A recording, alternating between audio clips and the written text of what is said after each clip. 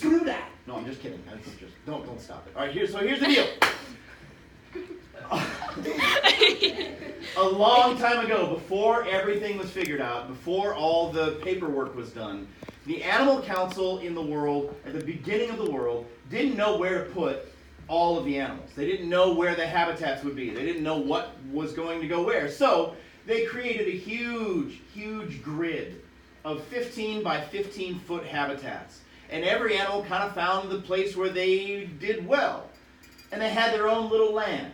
Now, during the day, they'd travel across each other's land, they'd fly across each other's land, they'd burrow through each other's land, but at the end of the day, they all returned back to their own place. Now, one of the animals in this grid was an aardvark. An aardvark is, a little stumpy little creature, not this big, but, a stumpy creature, not very pretty, not very beautiful, and he used to feel that way. He'd burrow down into the earth, and he'd look out of his ground, out of his burrow, and he'd see the other animals coming, and he'd watch them, and he'd compare himself to them. For example, the lion would come walking by. You know how lions are. Lions are cool. They've got the mane, they've got the fangs, and they've got the claws, and they walk like this, and it's so cool. And he'd look at him and he'd say, "Oh gosh, there goes the lion. Well, that's awfully cool, Mr. Lion, but I'm not cool. I'm just a little aardvark. No." And he would. It was so sweet. He'd feel so bad. And he'd look up out of his little burrow and he'd see the eagle flying, circling back and forth, majestic and glorious and regal, like a king in the sky. And he'd say, "Wow, there goes the eagle. He's so beautiful. He should be on a flag or something. And here I am in my hole. Little aardvark, I can't even get any air at all. Can't even jump or nothing." He felt bad. And then the gazelles would come by. Have you ever seen a gazelle? A gazelle's like a deer, but like a sports car deer. Sleek and tapered legs, these tiny, beautiful little hooves, and a long, graceful face, and big, big eyes, and these beautiful curly horns, and they move like poetry. When they leap, it's like they're not connected to gravity. They just fly. And he'd watch them bound over his land, just boing, all the way across. He'd go, "Oh, look at them go, beautiful gazelles. Oh, I'm nothing like a gazelle. I'm just a stumpy old aardvark. Oh, gosh." And then he'd feel, when the elephant was coming, you could feel it. The earth would shake, little bits of dirt and dust would fall on the aardvark's head, and he knew it was coming. He'd look out, and the shadow that the elephant cast was like an eclipse across the sun, and he saw the elephant. He said, "There goes the elephant. He's so big and strong. He's helpful to people and rips up trees with his big trunk. I could rip up a tree with his little snout. Can't do it with a snout. Love this little old aardvark. Oh, gosh, don't even." He felt awful, and he stayed in his little burrow. Now remember the aardvark. He's going to come into the story later on. Now the Animal Council remembered every kind of animal except they forgot one species. And of all the species, it was the worst one to forget. You ask your parents, if they forget this species, if they own a home and forget about the termite, it can be a problem. And the termites, well, they start small. They just have a little house like this, so it's easy to think why the Animal Council would forget them, but they had no place to go. So they decided they'd squat on the badger's land, just a little corner of the badger's land, and they built their little house about this big and this big. Just about the size of the anthills you find on the sidewalks in the summer. You walk along and you kick them and all the ants go, and you go, it's the same thing. And they saw that little house, the badger saw it in the corner of his land, and he knew what the termites do. Termites don't just stay with this. Termites' houses go this big and this, and then this big and this, and then this big and this, and soon they're as high as that whiteboard and twice as wide. They're massive. And so the badger got mad, because badgers get mad. And the badger came out and he said, "Hey! What's going on?" And the termite came out. He said, "Oh, yeah. How you doing, Badger? Good to see you. What's going on?" "Well, tell me what's going on. What are you doing on my land?" "Oh, we're just building a little house, me and Margie. Yeah, we're just doing that." Margie came up. "Hey, Solly, Hey, Badger." "Yeah, hi. Hey, listen, you can't build on my land. I only have this much land, and I don't have room for you. Move down to the river. There's plenty of room down by the river. There's no grid down there. Go crazy there, but not here." And the termite looked at him and he said, "No, I think we're going to stay here. We got plans, a lot of plans. We're going to build a big, Margie's pregnant." "Yeah, I am. And I am. We're going to have to build bigger, and then we don't want to move. We just settled everybody's after moving, and we don't want to go again. No, we're going to stay here, Badger. And Badger said, no, you gotta go. You gotta go right now. You move right now, or I'm gonna move this house for you. And he raised up his badger paw, which had sharp claws on it. And the termite said, oh, yeah, Badger, see, I wouldn't do that. That's not wise. Just think with your head. and the badger said, what are you talking about? You're just a bug. He said, Yeah, I'm a bug, but see, I'm a termite bug. And at this point in history, I got really, really sharp teeth and a really strong jaw. Think of me as a tiny, tiny little pit bull. Because that's what I am, really. and the badger said, right. Here we go. Ready? You don't move. 1, 2, 3. And he brought down that paw with those sharp claws. And just as he was about to reach that termite hill and swipe it away from the earth, the termite leapt up and opened his jaws wide, and he bit that little center paw pad. You know the one that you sit and watch TV and play with your dog's paw pad like this, and you kind of do that? It's the same one, and he bit hard on that tender part of Badger's foot, and the badger went, ah! And the termite dropped back off going, that just tastes nasty. Oh! That really hurt. And just like in the cartoons, it went boom, boom, boom. He went, ah! He ran down to the river, stuck his paw in the water, and he took off for the animal council.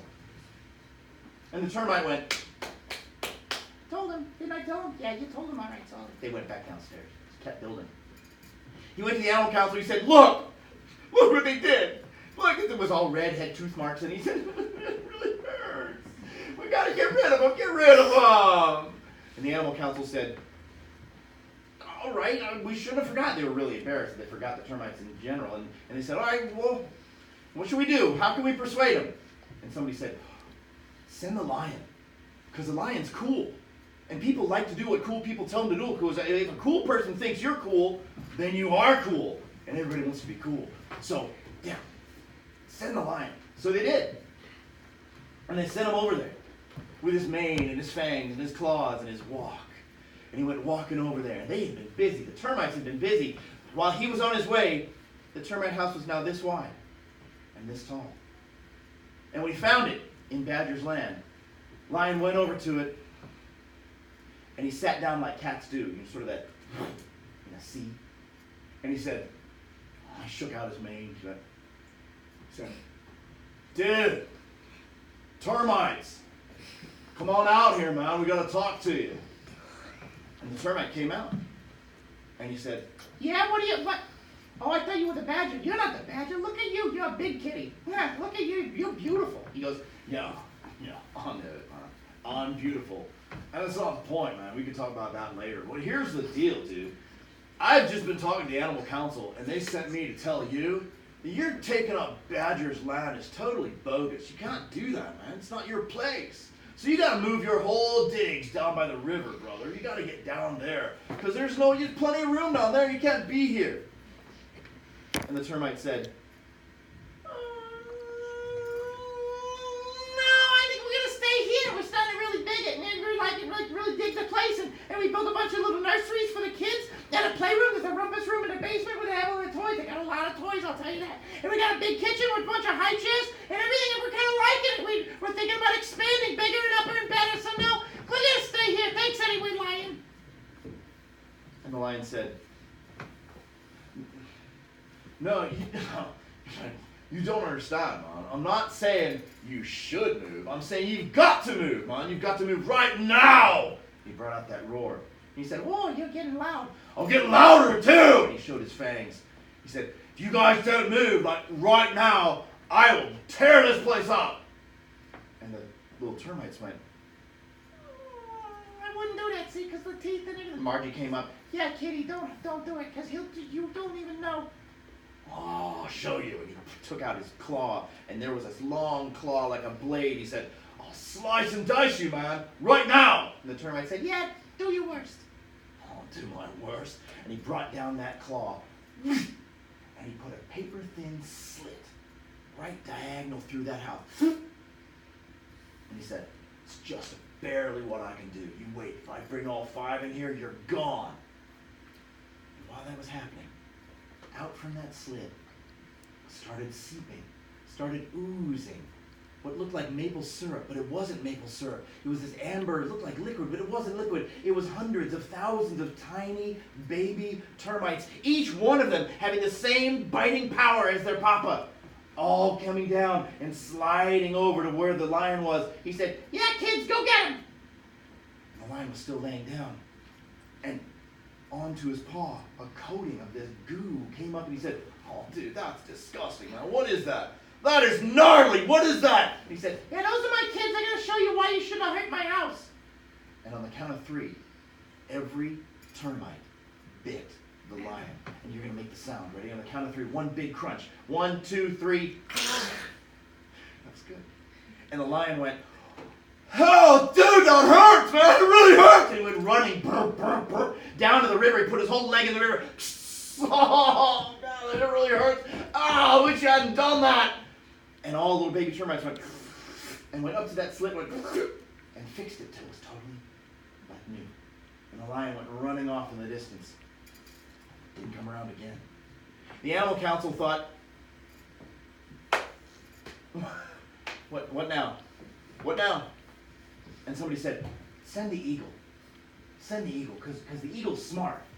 And people do what smart people tell them to do, because if a smart person says you're smart, you must be smart. And people really like to be smart. Send the eagle. So they did. But now the termite had not only built the house to be about this wide and about this tall from the floor, but it was growing even bigger. They had scaffolding on it. It was going to get even higher and higher. And the eagle flew around and around and finally dived down and landed on the roof with his talons. You know what talons are? Those claws. Landed, went and sat there, puncturing holes right in the top of the roof. And the termite came up and said, Hey, what's the big idea with... Oh, hello, birdie. You're a big bird, aren't you?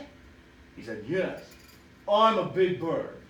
Now, listen, termite, you think you're so smart building on Badger's land. Well, I'm smarter than you are. Oh, are you? Yes, I am, I'll tell you. And it's not wise. You need to move your house down by the river. And now, or else. Oh, yeah, birdie, what? Or else what? Or else you'll get the treatment. What kind of treatment you gonna give me? I'll give you the majestic treatment. I don't know what that is. What is that? I'll show you. 1, 2, 3. He spread out his wings and he snapped his head. He went, huh! Was that supposed to, like, scare me or something? You were trying to, like, intimidate me? No, this is supposed to be making you feel young and stupid and young and everything. Didn't work? It's like this. Huh! No, I'm sorry, birdie, you're not, but you know what you're doing? You're putting holes in my roof. It's no good. You gotta leave right now. I'm not going anywhere, he said. Oh, yeah, I think maybe you are. Kids! And up from those holes in the roofs came this liquid, this amber liquid, and it was again hundreds of thousands of baby termites, which covered the bird's legs and his talons, covered all the way up to his torso, covered all his wings, and all the way up to the very head. And on the count of 3, there was a tremendous, awful, horrific bite. Went like this. 1, 2, 3. You can do better. 1, 2, 3. Nice. And he went, oh! And it hurt him so badly. He took off like a rocket into the sky. But as he did, the weight of the baby termites pulled off every feather. Every feather from his legs and from his torso and from his wings, even his head. He became the first bald eagle, exactly. And shot off into the water, into the river, and floated down the river to where the crocodiles were, crying the whole way. And the baby termites came back, dropping all the feathers, and fixed the whole place till it was brand new. And the animal council thought, what now? And somebody said, send the gazelles. See, because they're beautiful. And people like to do what attractive people tell them to do, because if somebody who's attractive finds you attractive, you must be attractive, and everybody wants to be attractive. So, send the gazelles. And they said, that's a great idea. And they did. And the gazelles always come in twos. The gazelles always travel in herds. And what they did now, that termite hill was about as tall as that whiteboard and maybe half as wide, and it was huge. And the gazelles just walked back and forth on their long tapered legs and their tiny hooves, and their big tapered horns were swinging, and their eyes were beautiful, big eyes, gorgeous, and they just walked back and forth in front of the termite hill.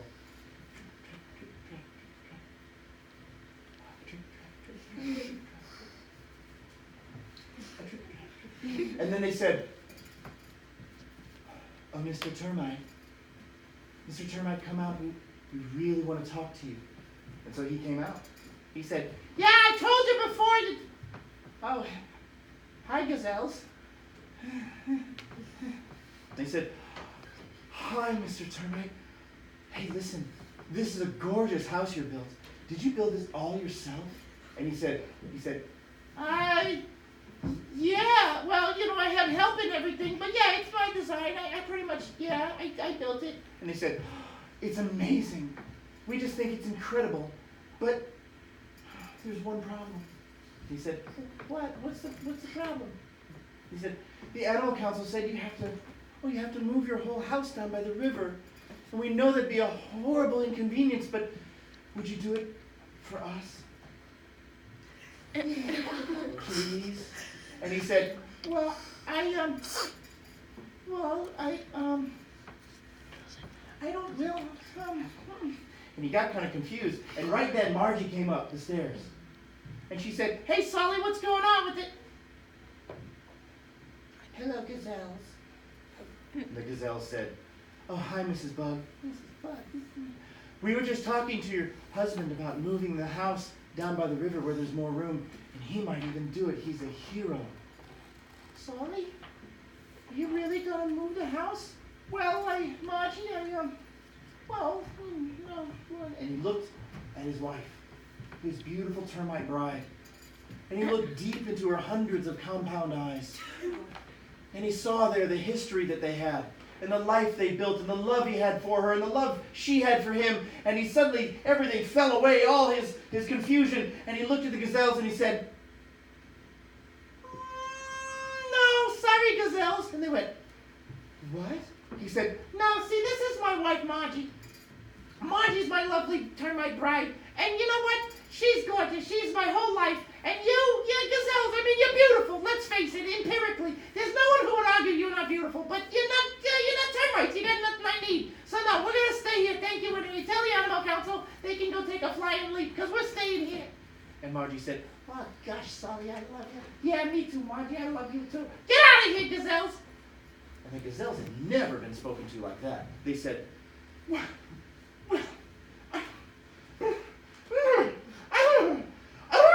and they started getting upset. But I'm beautiful. I'm beautiful. And the other gazelle said, I'm beautiful. Shut up. I know you're beautiful. So am I. and they started to rear up against each other with those hooves. I'm beautiful. I'm beautiful. And they started to strike each other. I am too. And they started to cut each other with their hooves and slash on each other and slash and bounce and everything and bounce all over the ground. And as they did, they punched tiny holes in this soft earth right next to the termite, building the whole termite house. And while they were fighting each other in outrage, they didn't realize that coming up from those holes they punched was that amber liquid that turned into a puddle that went right under their hooves, that climbed up their hooves onto their legs. They didn't even feel it come over their sleek bodies all the way up to the curly horns. And with one huge crunch at the count of 3, an even bigger crunch than you heard before. Ready? 1, 2, 3. And they went, oh! That hurts a lot. And it went bounding over the river, and they landed in the river sizzling and crying in pain and floating all the way down to the river to where the crocodiles were, because sometimes that happens. And all the babies came up, and they filled all the holes. So everything was brand new. And the animal council said, "What now? What are we going to do?" And somebody said, "You could send the elephant." And they said, "Yes. Why didn't we think of that first? The elephant, he's the biggest and the strongest, and he's powerful. And people like to do what powerful people tell them, because if you're friends with the powerful, then you are powerful. And everybody wants power. Let's do it. Let's send him." So they did. And the earth shook. And the termite hill, which was now up to that cork strip and about twice as wide as these boards, it was massive. And the elephant came up. He was eye to eye with the top of the termite hill. And he said, "Hey, termite, come on out here. We got to talk, you and me. Let's go. Come on. Come on." The termite came out and said, What is it now? Oh, hey, you're a big boy, aren't you? Look at you. How you doing, Mr. Elephant? "Yeah, I've been doing better. I've had better days. Listen, I'm not here on my behalf. There's nothing personal between you and me, Termite. This is a thing the Animal Council done send me to over here to tell you is you gotta move down by the river. Take this monstrosity that you built. Monstrosity? Yeah, this eyesore, this blight on Badger's land. Look at him. He's all the way down there. He's got no room anymore. And the Badger said, yeah! I'm saying, all right? Move it down by the river. And the Termite said, no, we're going to stay here. We sort of like it. We built an airport for the relatives coming in and everything. We got this water park with a lazy river you wouldn't even believe. We got a mall. We got a multiplex. And we got all the good running movies and everything. We're really enjoying it. We're going to stay here, I think. I think this is where we're going to be. Absolutely. Absolutely. And the elephant said, absolutely. Yeah, we're going to stay. Sorry, big gray one. And he said, well, if you want to go that way, that's fine. Here's the deal. I'm going to do this. I'm going to give you a taste of what I can do. If you don't like it, you move this place down by the river. If you do like it, I got plenty more of it to give you. Yeah, okay, you can do your worst. Do what you can. Do my worst. I'm going to give you a taste. He brought up that big elephant foot. Big, round, massive elephant foot. And he brought it down like a pile driver on that soft earth next to the termite house. Went kadoom! Buried his foot deep in, almost up to the leg joint. All and came, tried to pull it back out. Okay. And when he did, a geyser of all these tiny termites went flying up in the air, came down like rain, came down falling like a candy rain all over him like maple syrup. And he said, hey, what is this? What's going on? He said, I showed you shouldn't have done it. You just shouldn't have done it. You, hey, now the whole elephant was covered from head to toe, from tusk to tail, with tons and tons of baby termites, all of them about to give 3 good bites, because it takes a lot of bites to get through that thick gray hide, doesn't it? So, better than ever. Ready? 1, 2, 3. 1, 2, 3. 1, 2, 3. And the elephant said, oh, that really hurt. And he fell down on his side and he rolled all the way down the river. Splash! And the babies fell off and he floated down the river in the deepest part of the river with just his trunk out going down to where the crocodiles were. And the babies came back out, and they filled that hole, and it was done. And the Animal Council thought, oh, no. What? The termite's going to take over. He's going to colonize. All the kids are going to go out and build their own houses. What are we going to do? What are we going to do? And somebody said, we could send the aardvark. And they went, really? We sent the elephant. We sent the gazelles. We sent the eagle. We sent the lion. Why would we send... Fine, send the aardvark. They had basically given up. And the aardvark didn't want to go. I mean, he knew what was coming. He'd seen it. He'd seen every one of those. And he knew it, but he was a good citizen. And so he went anyway. And he went to the base of that termite hill, which was huge now, and he had to look up, and it's hard for aardvarks to look up. And he said, Mr. Termite, would you come out here, please? I have to speak with you, please. And the termite came out and said, yeah, what? I told you. What? Who? Oh. What do you want? Thank you for coming out to hear my entreatment, Mr. Termite. I've been told by Animal Council that you must cease and desist any of your building activities and move your domicile down to the river where there's more room and poor Badger over here won't suffer anymore. Would you do that, please, please, please, please, please? He said, I don't have time for you. I just don't have time for you. All right, washcloth. And came out of the top of the termite hill a squadron, just a square of those baby termites, about the size of a washcloth, went right over the top. And went straight down toward the aardvark, and he watched them, and he went, oh no. And he knew the house of pain this was going to be, and he went, oh gosh, get ready. And he tensed up, and as they got right next to his snout, like right in front of his snout, something happened he didn't intend to happen. Kind of like when you walk out of a movie theater into the bright sunlight and you sneeze for no reason. It's the same thing. He went, and his tongue went, and it shot out, and it lassoed up that little washcloth of termites and went,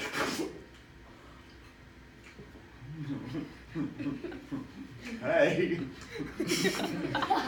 You guys are good. And the termite said, Hey! No, bath towel, beach towel, come on! and he sent this beach towel sized squadron came down. And the aardvark went, lunch! As it got right next to him, his tongue shut out.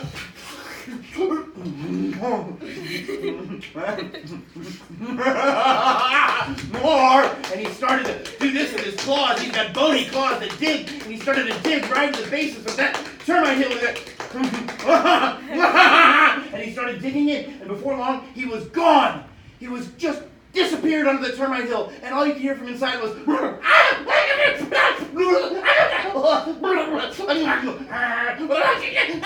he popped out the top.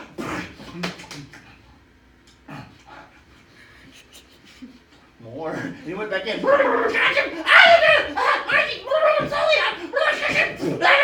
the whole place started to tremble. And dust started to rise. And pieces fell off.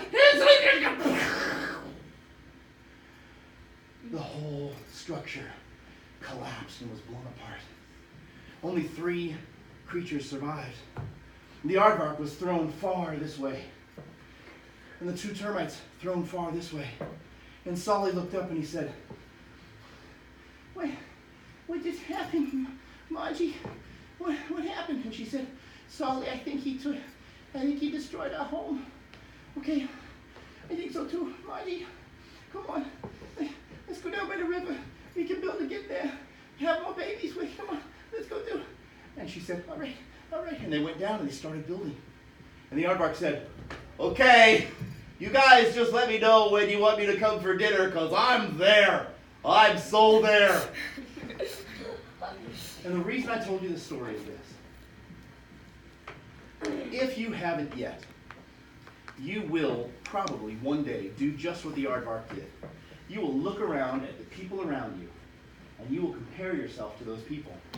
And I'm sorry to tell you guys that almost in every single case, you will come up wanting in some regard. There's always going to be someone who's prettier than you. There's always going to be somebody who's smarter than you, somebody who's more powerful than you, somebody who's cooler than you, somebody who's funnier than you, somebody who's more talented than you, somebody who has better parents than you, somebody who has cooler parents than you, somebody who has better clothes than you, somebody's got a brighter future than you, somebody's got a better education.